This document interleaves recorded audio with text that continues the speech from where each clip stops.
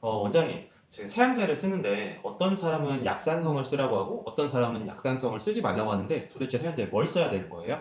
약산성 세안제가 좋은지 안 좋은지 혹은 알칼리 세안제가 좋은지 안 좋은지 이걸 알려면 먼저 우리 피부에 알칼리나 산성이 어떻게 작용하는지 뭐가 좋은지 나쁜지 이걸 알아야 돼요. 먼저 처음에 우리 피부의 정상 pH, 그러니까 우리 피부가 산성이냐 아니면 알칼리성이냐 이걸 한번 알아보면요. 정상 피부는 pH, 그러니까 산성도가 대략 4.5에서 5.5 정도로 약간은 산성이에요. 그리고 어떤 연구를 찾아보면 pH가 4에서 6 정도다.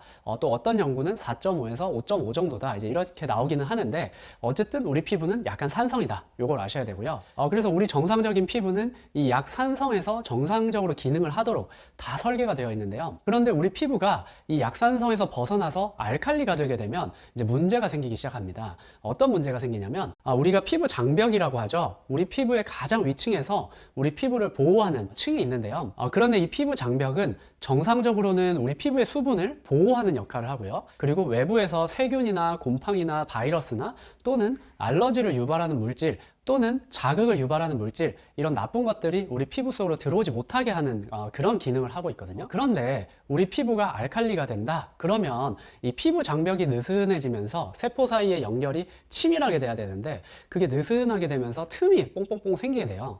그러니까 물도 그 사이로 잘 증발하게 되면서 뺏기게 되고요.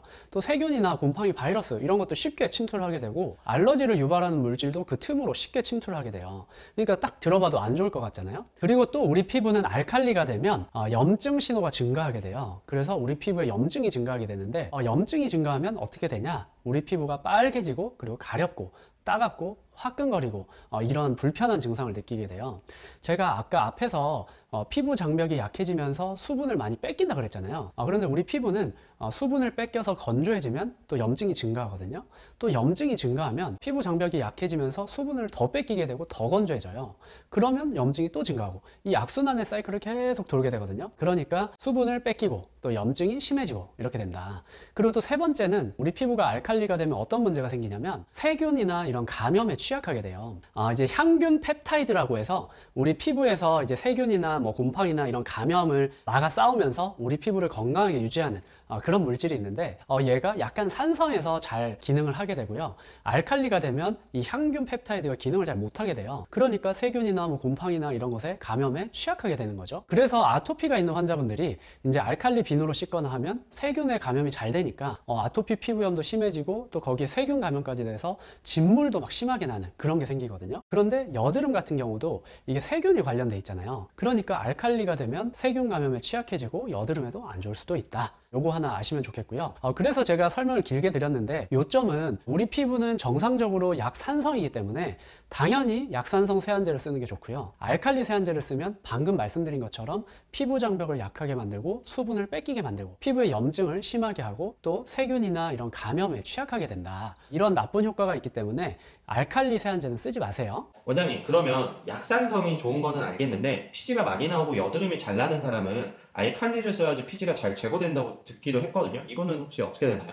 그게요, 사실이 아니고, 많은 분들이 이걸 혼동을 하고 있어요. 피지가 많이 나오고 여드름이 많이 나는 분들은 약 알칼리로 된 세안제를 써야 피지가 잘 제거되고 여드름이 잘 안 난다. 이렇게 알고 있는데, 그건 사실이 아니거든요. 그런데 그건 왜 그런 거냐면, 약산성 세안제의 경우에 보통은 민감성 피부에서 사용할 거라고 생각을 하고 약산성 세안제를 만들게 돼요. 그런데 이거는 산성과 알칼리 그리고 세정력이 강한 것과 약한 것 이거를 혼동해서 생기는 문제거든요. 그러니까 피지가 많은 분들에서 약산성이 나쁜 게 아니고 피지가 많은 분들에서 세정력이 약한 게 안 좋은 거예요. 그런데 보통 약산성 세안제는 이제 민감한 피부를 가진 분들을 대상으로 만들다 보니까 세정력이 좀 약한 계면활성제를 넣어서 만드는 경우가 많거든요. 그렇다 보니까 피지가 많은 분들이 느낄 때는 세정이 충분하게 깨끗하게 잘 안 되고 피지가 좀 덜 제거되는 느낌, 세정이 덜 되는 느낌이 들 수가 있어요. 그런데 아까 말씀드린 것처럼 우리 피부는 알칼리가 되면 피부 장벽이 약화되고 수분을 뺏기고 감염에 취약하게 되고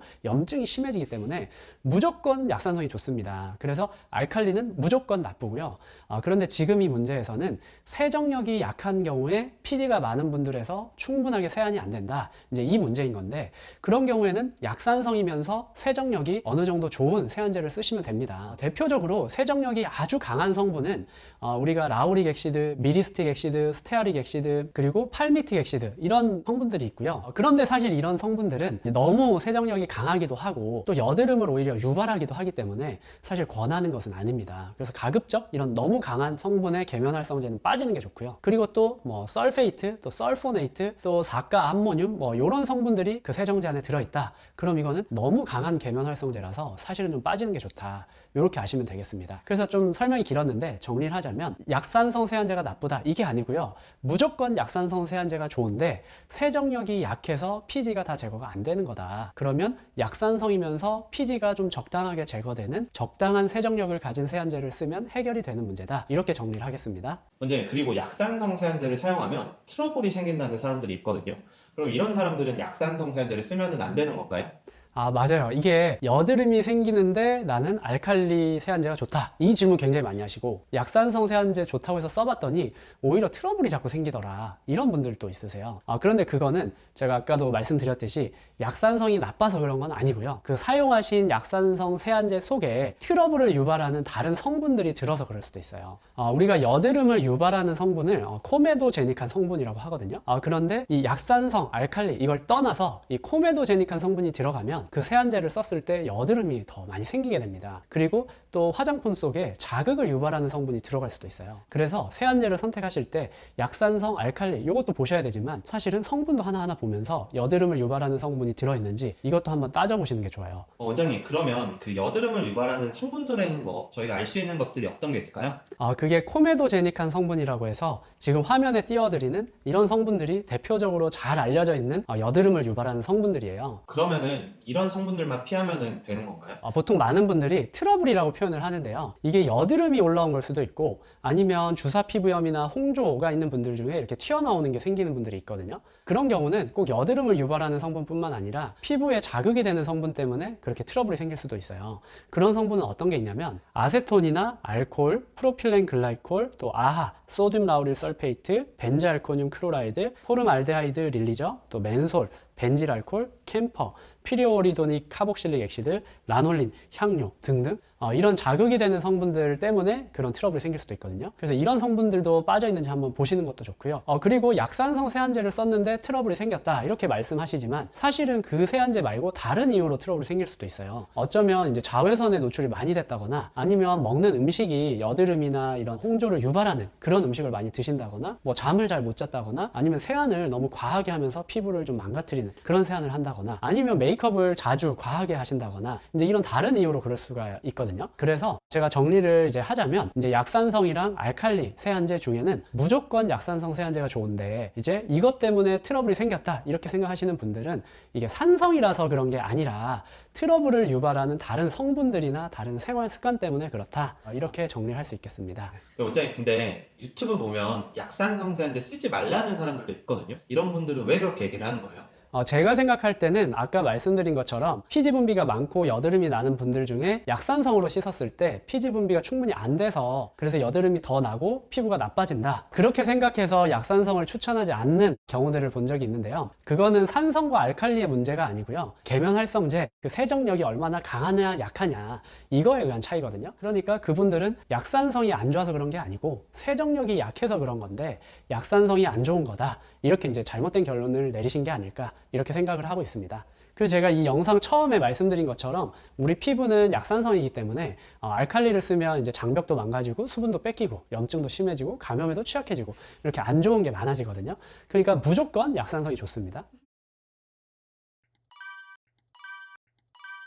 제가 이번 영상에서 알칼리 세안제 안 좋다 약산성 세안제가 무조건 좋다 이런 말씀을 해드렸는데요. 이번 영상을 보시고 기존의 약산성 세안제가 안 좋다는 오해를 하신 경우에 그런 오해가 좀 풀리는 그런 영상이 됐으면 좋겠습니다. 이상 당신의 피부에 광이 나는 그날까지 피부과 전문의 닥터 피부광이었습니다. 이번 영상이 도움이 되셨다면 구독, 좋아요, 알림 설정 부탁드립니다.